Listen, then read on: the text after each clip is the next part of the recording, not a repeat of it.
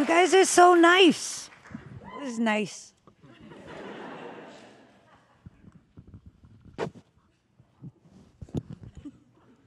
Am I supposed to say something? No. Wow, thank you guys all for coming. Amazing to have these creatures here. I mean, this is a kind of stupid question, but what originated the idea for this wonderful show? I know that's like a kind of, I don't know, a bad question of Charlie Rose. Like, where do you get your ideas from, Natasha? But I'm just curious what generated it. Well, Jim, I'm very excited that you're here. Thanks for doing this. You want me to leave now after Hell that no. question? Hell no. Yeah, and thanks for coming out, guys. Thank you. So, season 1, what happened? Oh yeah, so I got this this call from Amy Poehler one day. I was home in bed alone. I was deep in this NYPD Blue K-hole. I was watching all of it. I was turning into Sipowicz. Dennis Franz is a very attractive guy, as we know. And I was like eating a lot of snacks, thinking about him. And she said to me, as long as I've known you, you've always been the oldest girl in the world. I said, I don't need this kind of head trip right now. I'm in the middle of something. And she said, I think we should make a show about that. And I said, fine. And we did, and it failed. They didn't pick it up. Greta Lee, who plays Maxine, was in it. And my name was Nadia. I think I'd like read Bukowski as a teenager, and he was Hank Chinaski or something. So I was like, oh, I'll be Nadia, always for Nadia Comaneci. That'll be my alter ego. And then Ellen Burstyn played Ruth. But of course, in the show, she, is Elizabeth Ashley, and of course, Annie Murphy. And on. It was Vita Moreno and Fred Willard and Richard Benjamin and Marla Gibbs. And anyway, they didn't pick it up. It was for NBC. And Amy said, no, don't give up. What's the streaming what's the cable version? Like the darkest version that we could think of, the real thing we want to say. And that was sort of the origin story of what would become Russian Dolls, which was, not to be too long-winded, but I'd always been obsessed with this certain genre, which was essentially from the deathbed reflection on a life. You see it very noticeably, obviously, in All That Jazz. You see it in The Singing Detective, that the series in particular.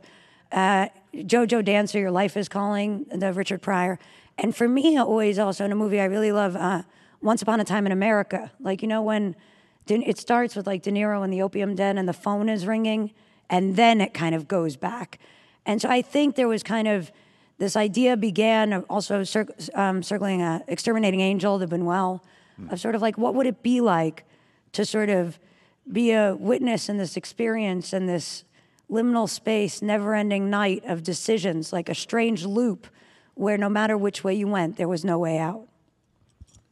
Well, it is a time loop, a temporal loop, which is kind of interestingly used a lot in Japanese anime and Japanese literature, but there are other examples of that kind of temporal loop, which is, the idea of going back to change history. Is that even possible? So I just love using quite a complicated concept to build the show around. And the second season I love because you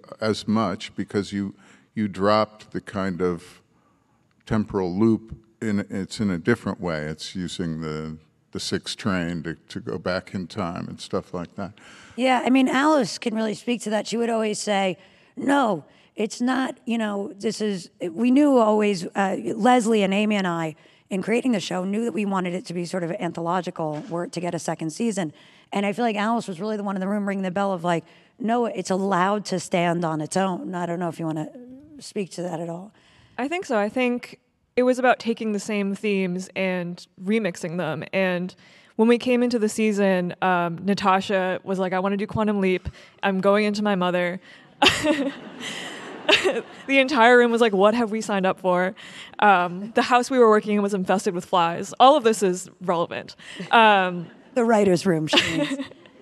Yeah, and Chloe at the time was pregnant, and so we thought that we would have to shoot her as she was, and so we came upon this other version of a Russian doll.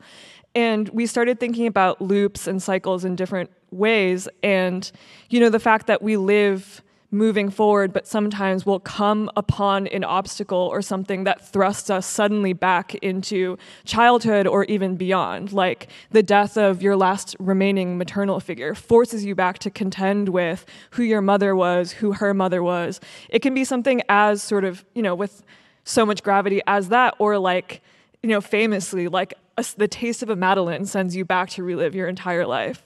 And so I think that's really where we started. We were like, let's take the concept of a loop, a strange loop, and let's change it to something else. And of course, then the subway came into it, and this idea that of the conscious and the unconscious, the above and below, and just this endless looping series of trains that has like the filth and accumulated grime of generations of mistakes, and just that. I'm speaking directly to whoever is running the MTA, who probably doesn't exist. But just this idea that there's this endless cycle just underneath the surface of all of us. It's an entirely different kind of loop, but it's, the heart of who Natasha is as a writer, as an artist too. So it was great to get to explore a different version of that. She is pretty loopy, yeah. Thank you. And where did the name Nadia Volkov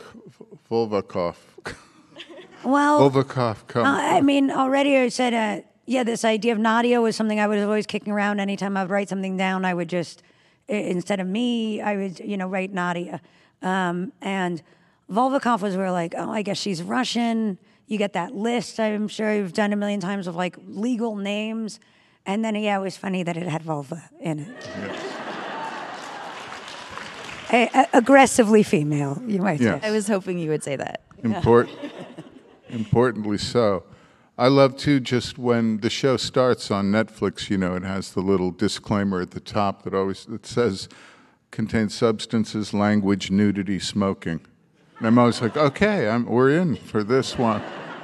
I love the idea too that Nadia is a game designer. In the beginning, she designs like video games, and then the whole structure is such a game.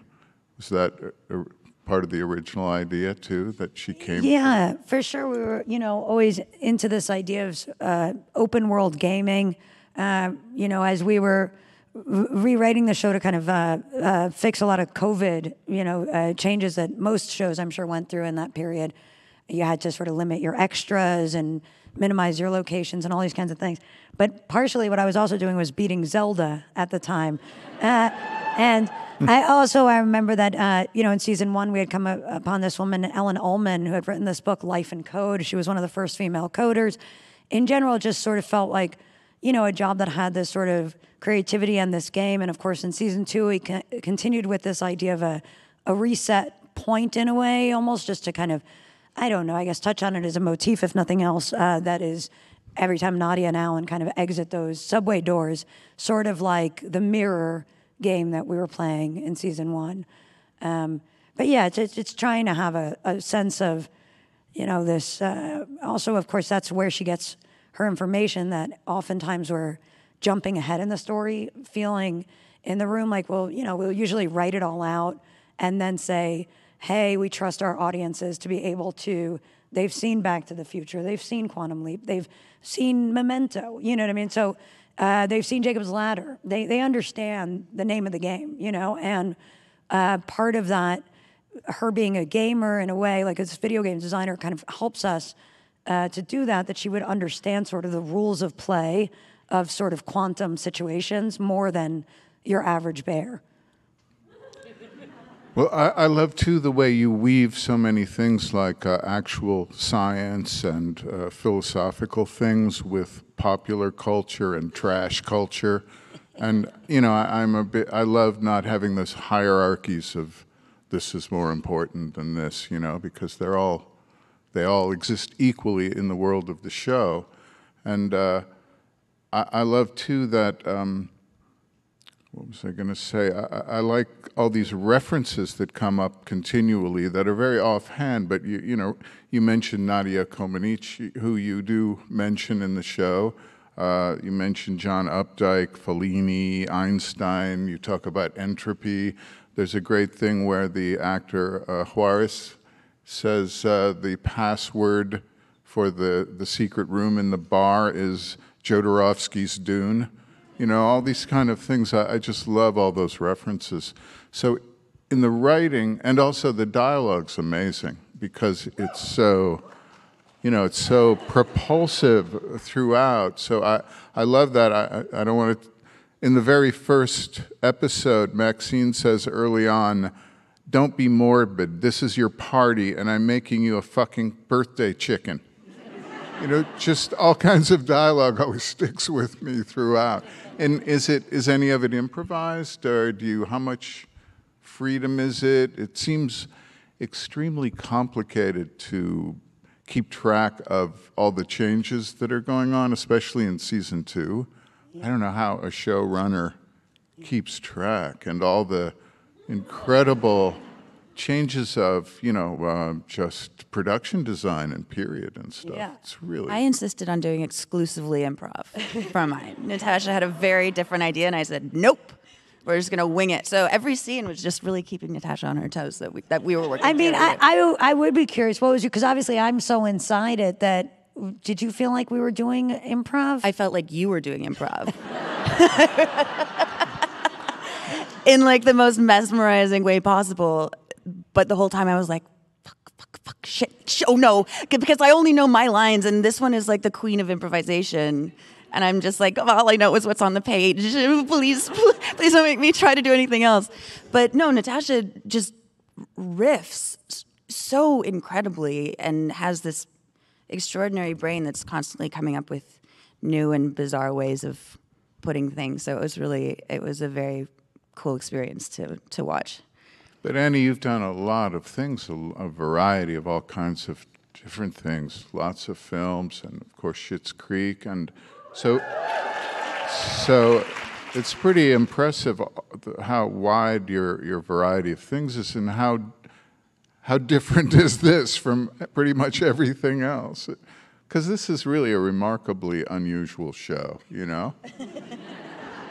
I just think I still think it's so strange that I love it so much that how is this possible to be mainstream? So thanks to Netflix for, taking chances. But is it very different from other things, or have you done so many that? No, it's very different. And I was so excited when Amy and Natasha asked me to do it. And there was a while where you have an eyelash. Oh, good. Thank God.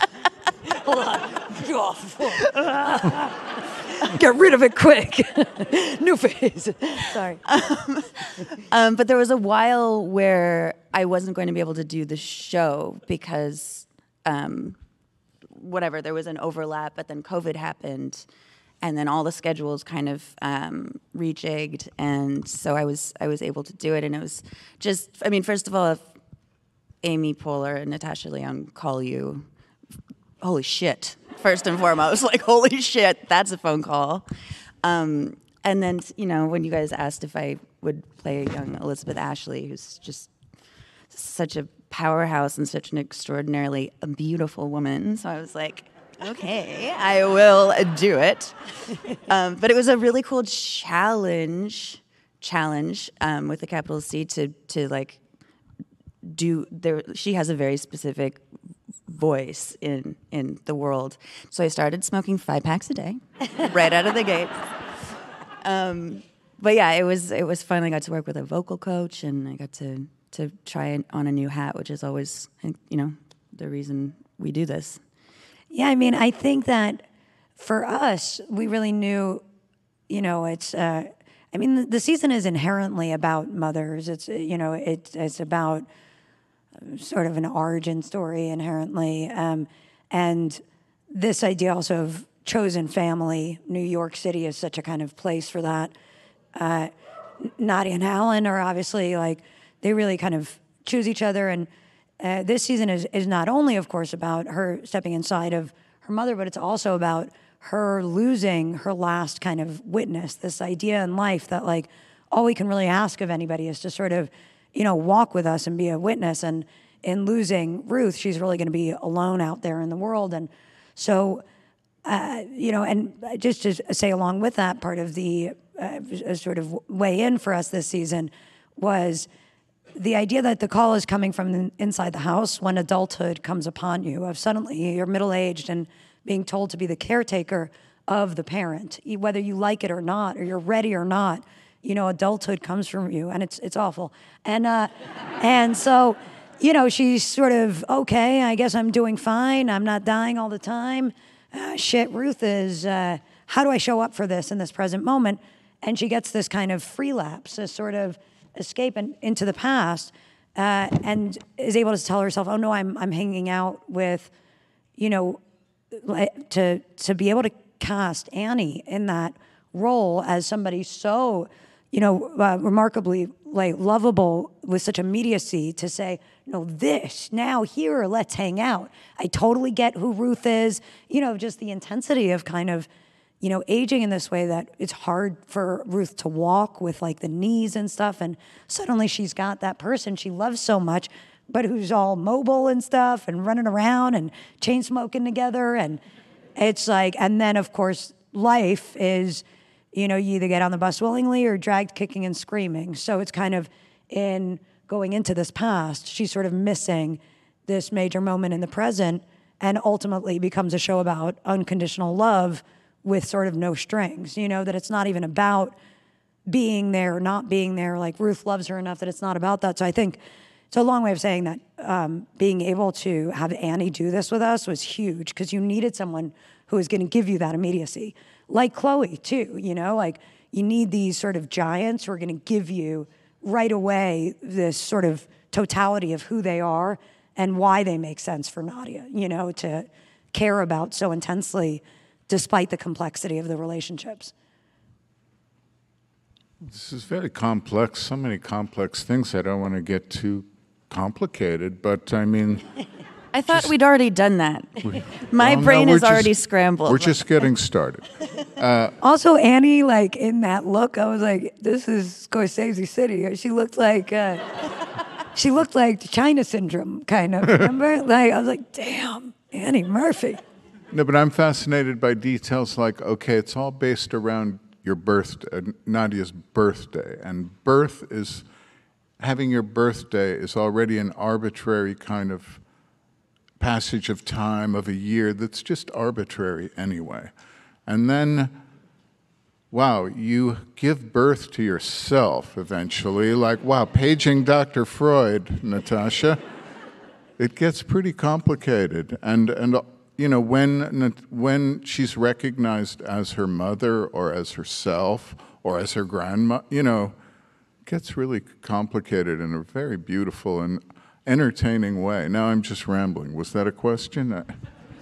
I don't know. I just love the complexity of the show, because it doesn't feel that way. It just sort of accumulates on you, And afterwards, I'm like, wow, paging Dr. Freud. How? What were they thinking? Well, I mean, it's very funny. I mean, we were on some talking yesterday, and somebody called it like Chekhov's baby, because you can't have a pregnant Chloe and then what happened to the baby. So you have a whole season. So that seemed somewhat logical, but then comedically, and obviously it is. It's a very therapeutic, philosophical, theological, metaphysical show. I mean, it is those things inherently. And to your point, yes, I'm blown away that they finance it, and I'm immensely grateful and very moved also that, you guys like that kind of psychedelic adventure. But just to say, it's very funny to me, the idea of sort of being born as an inciting event for your problems, you know what I mean? Because it's true. And then the idea that it's so, chaotic to say, well, I'll just kidnap myself and fix it, when like this character's chain smoking like 10 packs a day. I mean, it's just sort of a funny way of saying that sort of our best ideas kind of without, of course, that's what's so beautiful about the relationship with Alan is, they have this again, like that is their real witness. And so is Greta, and so is Lizzie, Rebecca Henderson. You know, like she's not as alone as she thinks she is in a way. And yeah, I mean, it is the sum of the whole thing. We're trying to, I guess, you know, mirror what it feels like to be a person the best we can. I love the moment when, I think it's in the very last show of season 2, when Alan, he's holding the baby, you hand him the baby and you say something like, "Now don't get weird, that's me," remember? You know, it's just it's so great, all of that. And then later, Horse wants to hold the baby down in the subway and you're like, "No, I don't think so. I think your hands are already full." He's like, "I want to hold the baby." That was a real Alice special. Alice and Horse have a real special relationship. Yeah, I really love Horse deeply. I love to write for him. I think he obviously, coming from season 1, is sort of like Pan, the trickster god, and in season 2, especially, you know, in the end, he bookends the season and he's an omen of kind of like metaphysical trickery to come. And obviously at the end, he sort of functions as the ferryman, where you pay him and he will take you over like the water to the land of the dead, which is so many things, like the river Styx, the river like Leith, you know, memory washing away. It's also baptism. I mean, to Jim's point, like this whole thing is like a high-low pastiche, like bricolage of like every single thing at once. Because it is true that like the philosophers and the scientists and the theologians are trying to get at the same thing, and so is Natasha. So we're all sort of doing it together. But because season 2 has this like undercurrent of the idea of money, both literally and in terms symbolically, as, you know, Nadia's inheritance. Like, what does it mean to have the literal Krugerrand that trickled down from your grandmother? And how does that stand in for intergenerational trauma and all that comes with it? We thought it was fun to have Horse serve as this kind of like sideways commentary on the nature of commerce and the nature of time. And he's very transactional. He's not going to give you what you want until, you know, he gets paid for it. And that ties in so much with like the thematics of time overall. I think he says like time as you know it was invented to standardize the European rail system so that they could move goods, you know, between borders. And so he's always this kind of like jokester figure that, you know, says like, this is what you think it is, and I'm going to invert that and, you know, ask you to, you know, look at it differently, which is an amazing character to write for. Well, I love when he says that about time arbitrarily was just invented for European train travel. And I love in the last episode where he just appears beside Nadia at one point and then crosses back across the street. Is that in that episode? I don't know. It's so beautiful. Right at the end, too. Such a great moment. I love Horse, too. He's, I think I know that guy. I mean, the real Horse, but... There's a lot of great music in this film. It's, of course, in season 1, the Harry Nilsson song's incredibly important because it's the trigger of her coming back.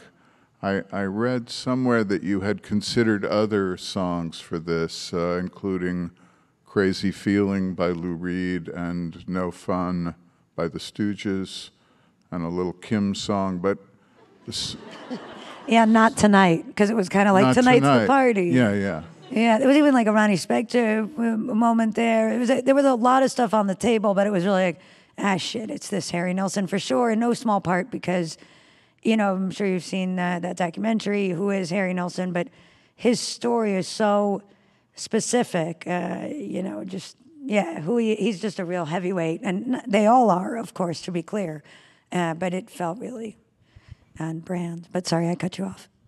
No, but you have a lot of great music throughout, you know, but I know you're a big music fan. You love music, you know, the whole rock and roll history and all kinds of stuff. But I love the certain things you used to song by a band, by Anika, who actually I saw play last night, which was just beautiful. But yeah, lots of cool music. I don't know where I'm going with that, but... Yeah, I mean, well... But it's important in her world, too, but you don't highlight it. It's just in there where it works when it's where it's needed. I mean, I love how you do it, whether it's the RZA or Neil Young, Iggy Pop, right? I mean, and also I think you do it, you know, you know, it's its own thing, obviously, but also just in terms of like text on screen, like meaning we of course have that like Herman Hesse, Damien, thing, and it's kind of like this idea of, you're dropping in these little things that are saying, this is the greater world that we're doing. This season we felt very much like, I guess that's me when I say we in this case, but it felt like it was a Pink Floyd season, meaning like back when I was sort of alone, just sort of trying to figure out what it was going to be.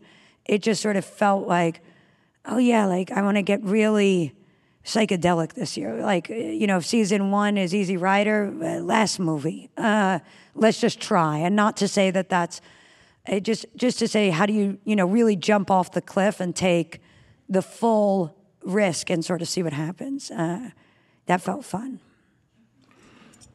Do Israelis really put cocaine in their joints? Annie? Pass.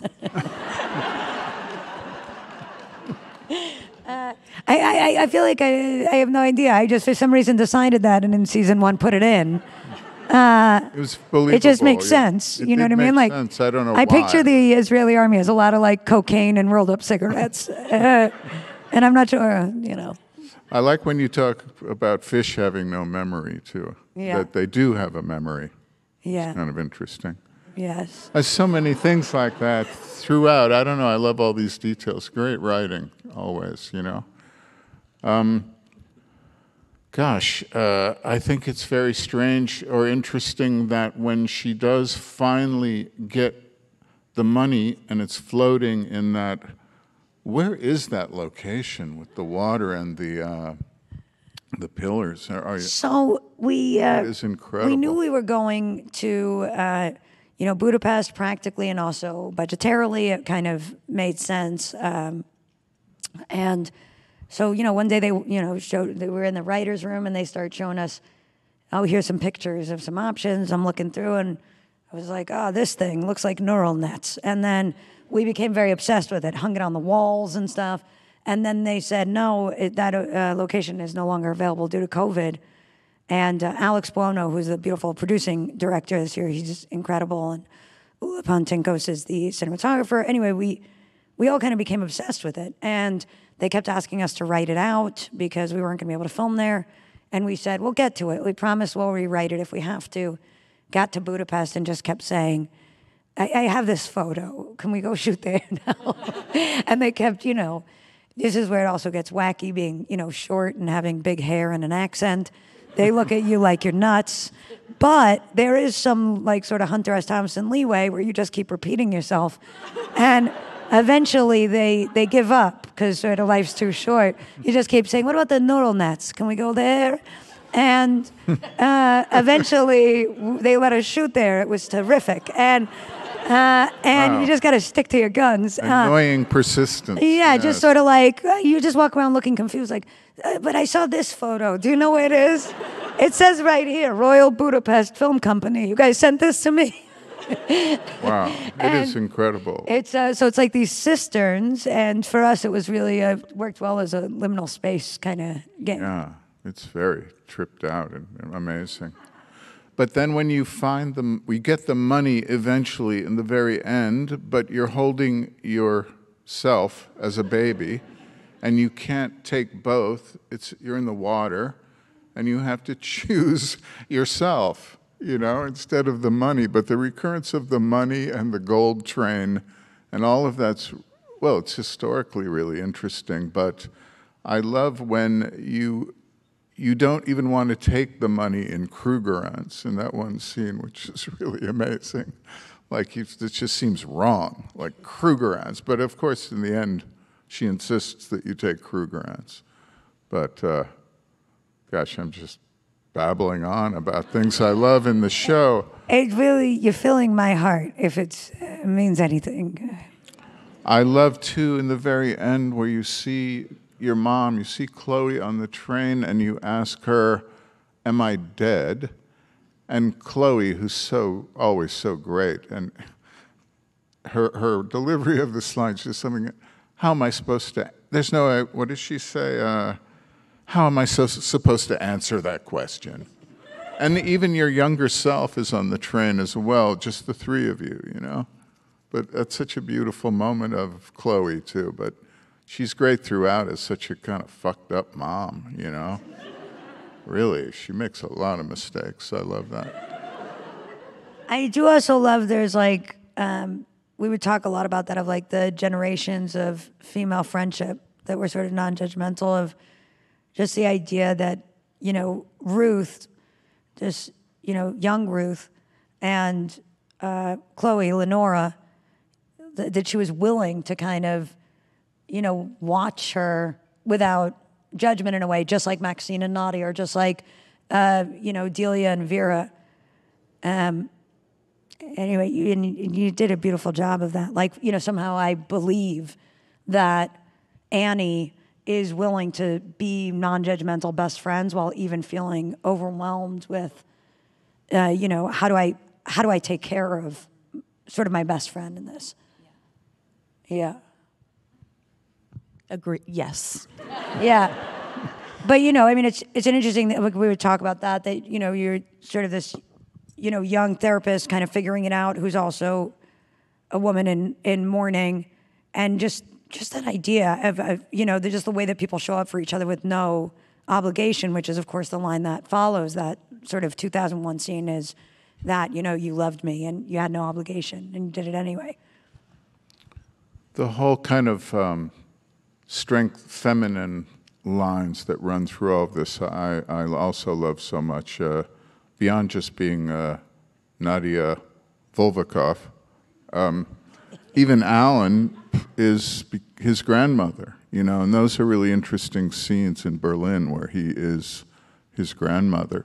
Where did you shoot those scenes, the Berlin stuff? Also in Budapest. And yeah, we had done, you know, a fair amount of research. I don't know if you want to speak about the Socialist Project and this kind of idea, but it certainly felt also fun, the idea of connecting them by skipping a generation, the idea that you might have more in common with your grandparent who you don't really know, and that's less judgmental, sort of survivor to survivor for Nadia and her grandmother, or, you know, in the case of like Alan's mother sort of wants sort of certain, the way all parents do, you know, kind of, you know, be exactly this way.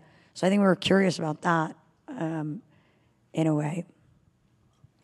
And when you're writing, do you have already, like, are there notes for you? Like, does Alice have a shape of the story that then you work up, or do you come up, how does it work? Again, this is a Charlie Rose question. How do you write it? I'm not entirely sure, even after having done it, that I knew how it worked in the end. But I think this season especially was very much like a living, breathing thing. And it felt very alive, and like we would sort of, like in tandem with our psyches and what we would read and encounter and watch throughout the writing process, we would sort of like, you know, patch up little holes or connect things here or there. And I think in the beginning, we knew that we wanted it to be a story of a woman who's not ready to deal with the loss of her maternal figure and is forced to contend with her mother and her grandmother, and ultimately is not ready to even be there, which we thought was an interesting choice. And that in the end, we would sort of take her through the experience of grief by time breaking down in the same way that the process of grieving will send you sort of all over the place temporally. But then we had that sort of going in maybe like a month or two in or something like that. But the rest of it was just, I don't know, we were using like a Brian Eno's oblique strategy cards. There was a lot of...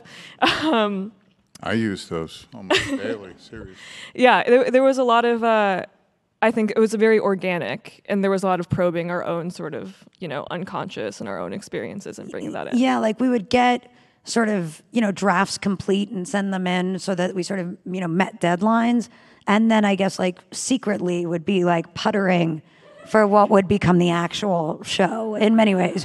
You know what I mean? So we'd be like, you know, so, and it's another way of saying that there's, I mean, probably, you know, at least over 100 drafts of the show, I would say, in part because also there was this whole COVID period, you know, so where it was like a re-break and rewriting and stuff. But yeah, it's like we would do the work, sort of see it on paper. Like a big one was there was going to be, Nadia was going to kidnap her teenage self in the 90s, and then Alan, give her to Alan and be like, you handle her. She's a brat, And so, like, for example, that great. draft was like, written probably and rewritten like, 5-10 times. And ultimately just sort of didn't fit in there. But there's, a whole number of things like that. And to Alice's point, was more living, breathing of eventually as you kind of scoop away all the excess, you're like chiseling. And then again, of course, in the edit, doing that same chiseling game.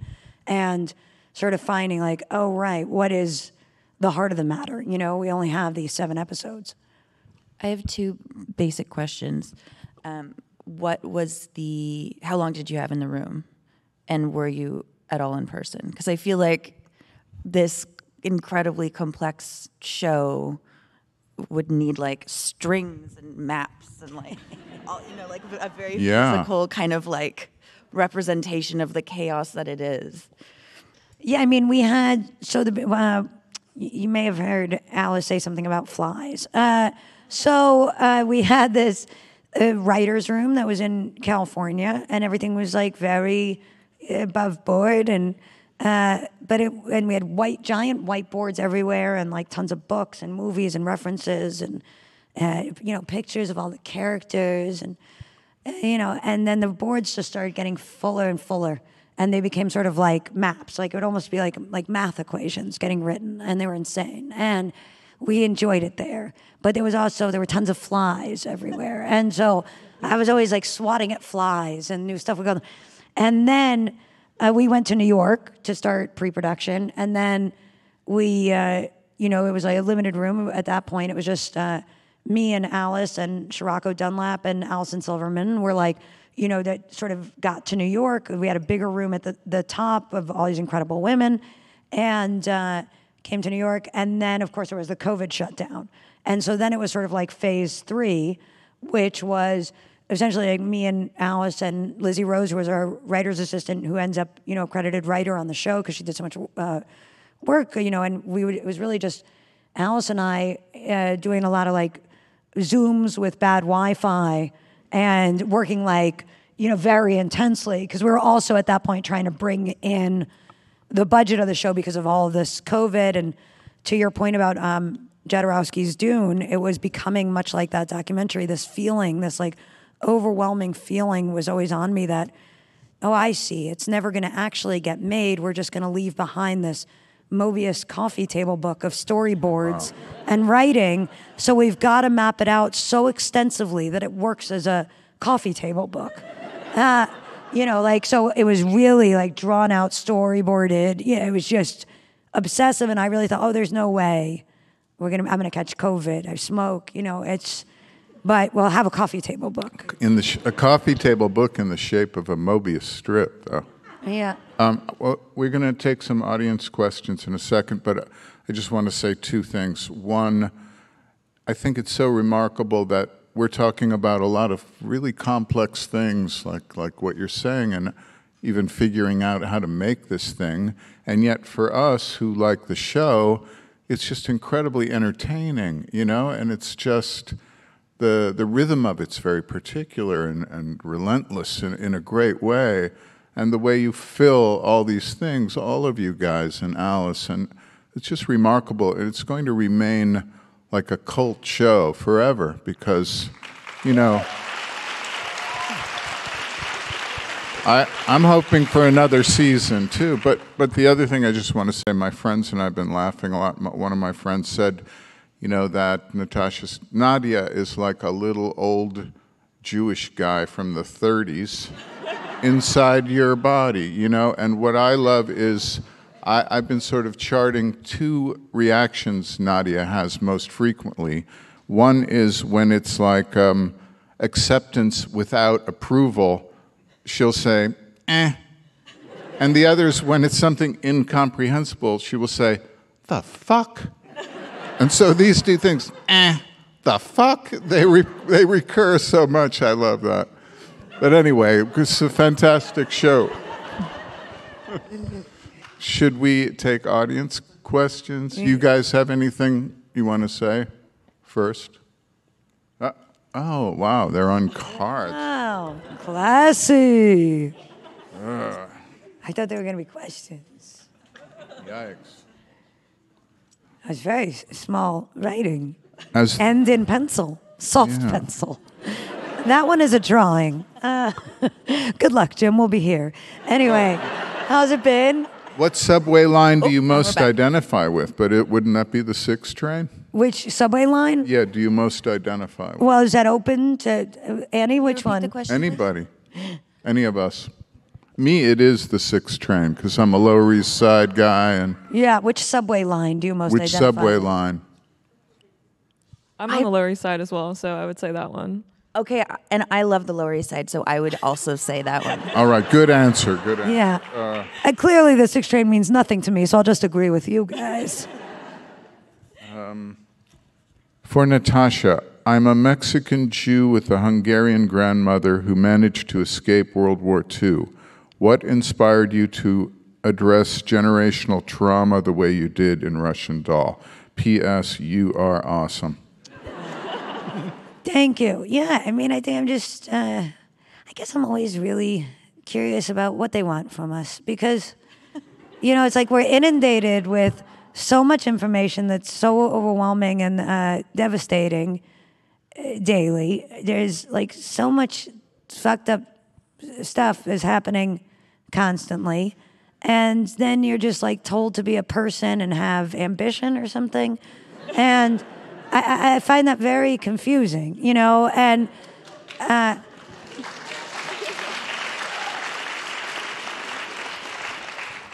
so I feel like that's, obviously it's a very specific show, but I feel like that is a universal conundrum.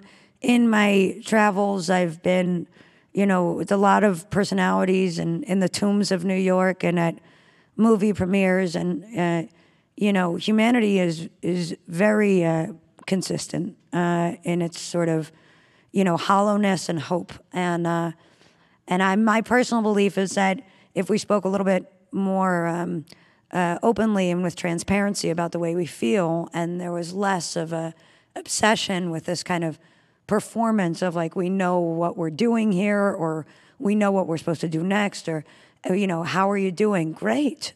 Nobody's doing, I mean, it makes no sense. I don't know how we got there, that it's like there's so many lies in the setup. I think that's dangerous, and I think it creates shame. And so, I think we have the opportunity with this kind of show to, in a way, speak truthfully about some of that and the fact that everything is very complex. It is very dense. It's not so black and white, the villains and the victims and parents. It's, an untreated mental illness in a family member is very intense, you really want to show up for it. There's no quite right way to do it, when someone won't get help, but all this stuff is a part just of life, So I always believe that that's what we get to do with this kind of show. We get to kind of talk about all that stuff in a way that like we kick out the hits and we're giving you Depeche Mode and we're trying to make it fun, but back of all that, like, let's just talk about it a little. Maybe it kind of eases up for all of us because now we're just being a little bit more honest about the thing. The show is, yeah. The show nurtures like non-judgmental attitude towards things and being open that way, which I really appreciate. So thank you for that. I think you might have just answered this question in a way. Nadia goes through this journey of self-discovery this season. While filming this, did you have any sort of self-discovery?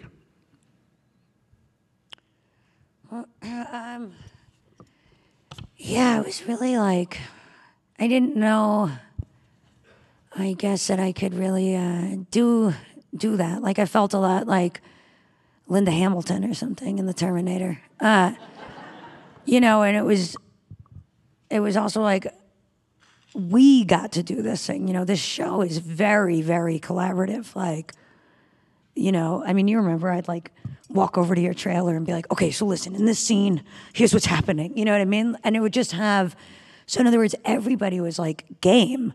And that kind of gave this strength to sort of do this thing that was very big.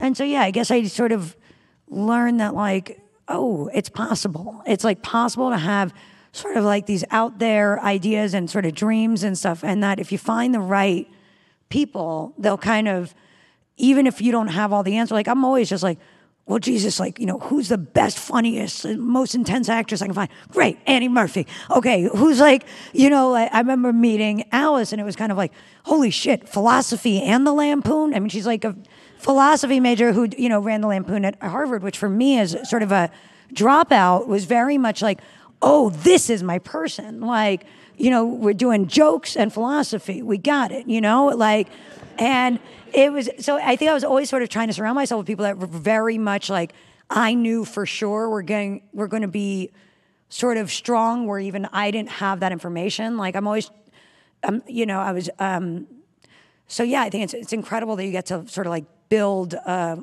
little unit and go to war together. It's wild. Here's a question for each one. Do you have a favorite line from this season? I think, well, mine is what, I'm just repeating what Natasha said, but it's the, and now I forget how it goes.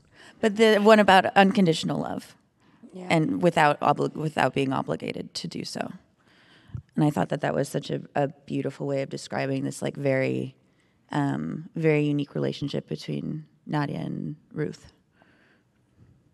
I think this is not so much a line, but I love in episode 4 when Nadia and Maxine wake up in the graveyard and they see the man and, they ask, like, oh, what year is it? Like, where have we ended up? And then he picks up his cell phone. I think it was just, like, so refreshing to feel that moment of hard comedy in, like, such this, like, mire of, extremely depressing stuff. And the way that it ended up, like, it was so beautifully shot too, in that graveyard in the wilderness. So I would say throughout it's shot very beautifully. The lighting and the camera work's really great. Yeah, Ula is incredible. I mean, she's our cinematographer and she's amazing, Ula Pontinkos. And again, just to talk about Alex Bono is, I think he also comes from like 16 years of cinematography. So to have him as a partner in all the directing was very much like there would be an idea, and instead of sort of shutting it down, I think he was sort of inherently not scared of it because, he knew we were going to be able to make it happen.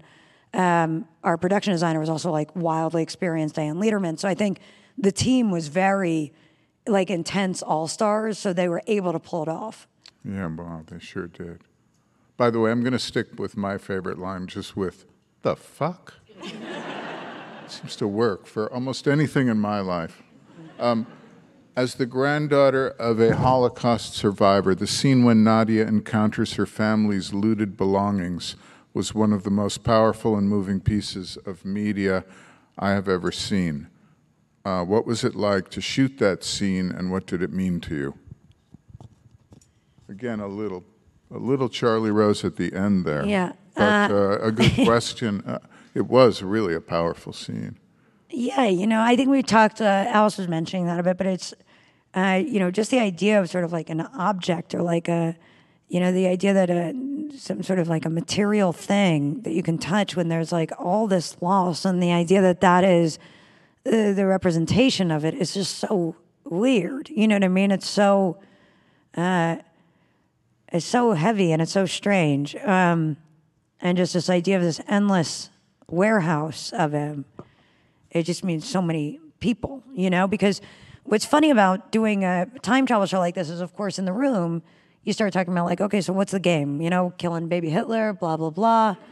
And, you fast discover that now you're in the realm, you're not even in sci-fi, you're just in fantasy or something. So it was kind of all about how are we going to sort of articulate those turns and in our own way that felt like, true to our show and our language of going back in. And obviously, you do have the benefit of when you're, when you have that personal experience, it's sort of, you get that privilege of being an automatic authority on it. You know what I mean? So it's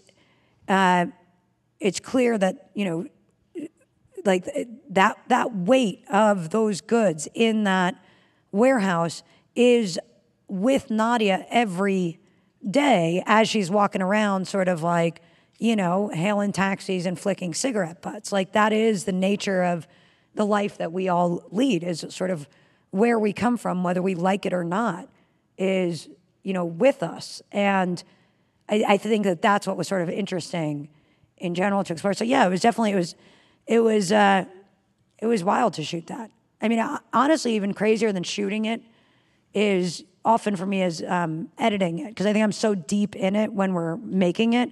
But so, for example, like with Chloe, you know, it's like we're so deep in it and we're such, you know, best friends and so tight that it's not really until it's like I take her over to the edit and start putting music on her and stuff that I start weeping. You know what I mean? Because I'm like, holy shit, fucking Chloe, okay.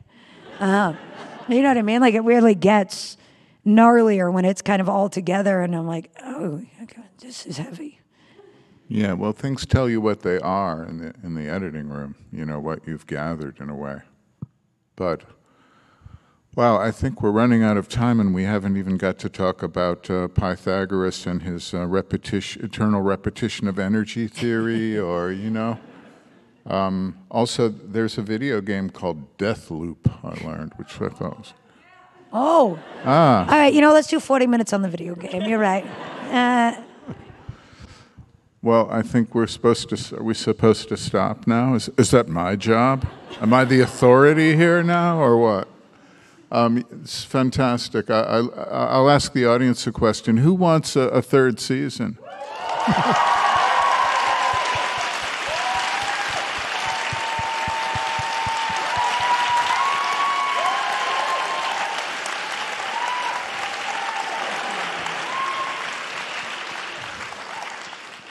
Well, I'm down with that.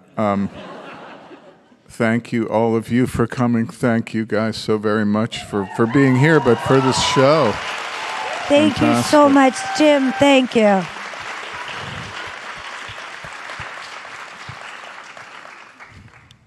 Just a brief aspersion on Canadians. I may be French-Canadian, but I do the best I are, or something like that.